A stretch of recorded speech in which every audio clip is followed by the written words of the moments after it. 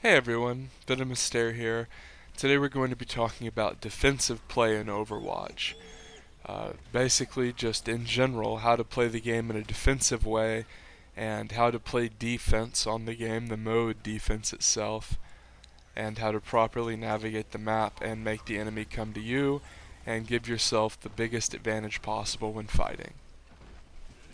So this is a Bastion game I have on the Russia map.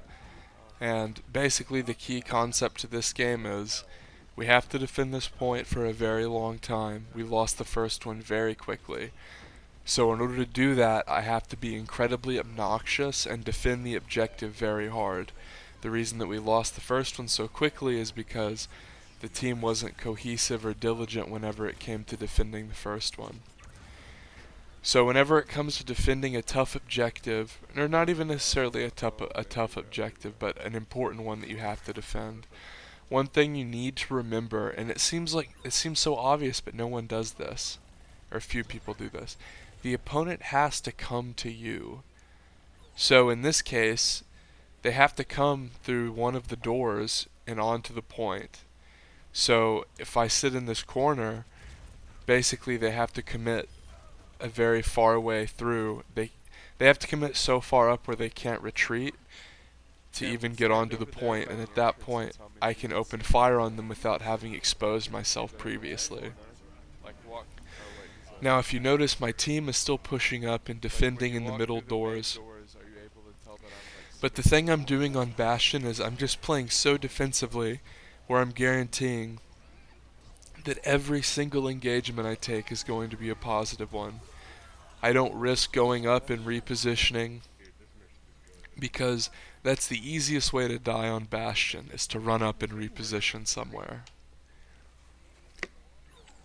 Instead, I'm playing an ultra conservative style that's heavily focused on defending the flag, point, objective, whatever you want to say.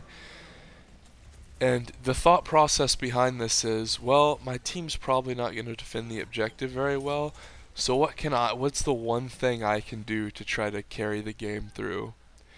And I'm basically setting up shop right on top of the objective in a spot where if anyone on the enemy team wants to engage me, they have to come all the way around and be subject to my aim.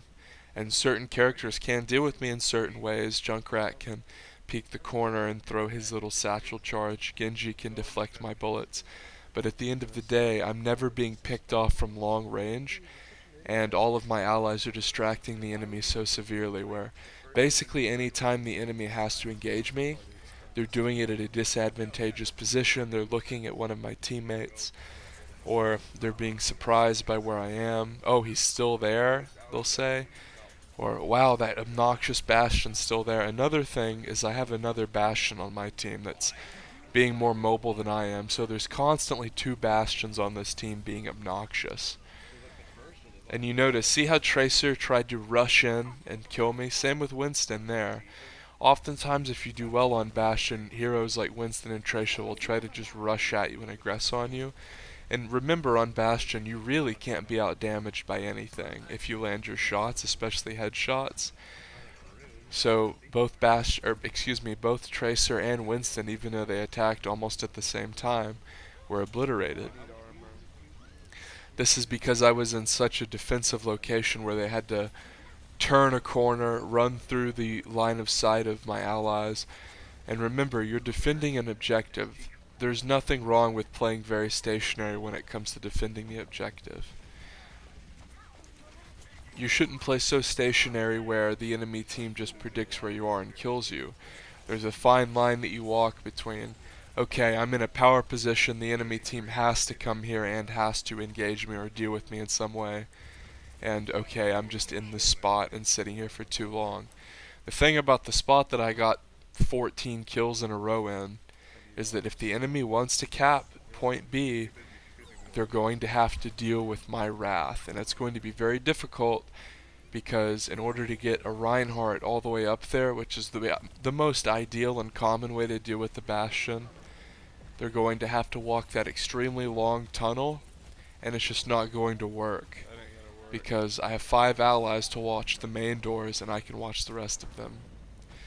You can see they're desperately trying to do things. They're throwing diva suits into the point. They're throwing Hanzo ultimates. They're doing several things this game to try to shut me down.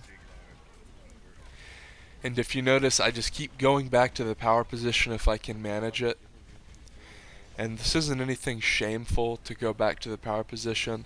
The maps are designed to have certain spots that are strong, and the heroes are designed to be immobile and sit in certain power positions. So the fact that I've sat in this one spot so long and killed so many people and been such a pain in the ass to the other team and inhibited them from capturing the point so well is a good thing, even though it might look like I'm camping or playing too defensively. This is a very easy style to emulate also. Another thing to note is that I have a dwarf, Cameron, Treborn, my friend Cameron, constantly throwing out armor for everyone on the team. Now, he's not specifically throwing it out to me every single time, although he has been doing it, which is a good move by him. But one thing you should note is that if you have a dwarf, your margin for error goes up. Or excuse me, you're basically having a dwarf on your team makes where you can make more mistakes.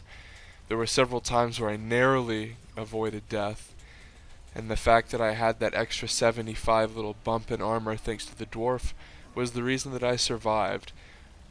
And the fact that the dwarf could throw out armor in such a compact, highly concentrated area was very helpful to the team. So maps like this with very concentrated points at the end are good for heroes that set up turrets and good for heroes that rely on setting up kind of a static, stationary defense. Symmetra, Bastion, the dwarf. And you can see this game, the dwarf Bastion combo is very strong. The thing that you have to consider is the enemy team is always pressed to have to kill these two turrets before they even deal with the 4 other people. Notice how Tracer is always running in and having to try to use her ultimate on the turrets. And she's trying to split it in between the turrets and the rest of the team. And she's gotten damage and she's gotten a kill or two, but she hasn't really done a whole lot with her ultimate in terms of killing multiple people, because remember, she's always having to use this ultimate to deal with the turrets. And that's another thing. Tracer, sure, she's good against Treborn and Bastion, but if you're constantly forcing her to use her ult on you and surviving it a lot of the times, it's very useful. So I end the game with 25 kills there. If this was helpful or enjoyable in any way, subscribe.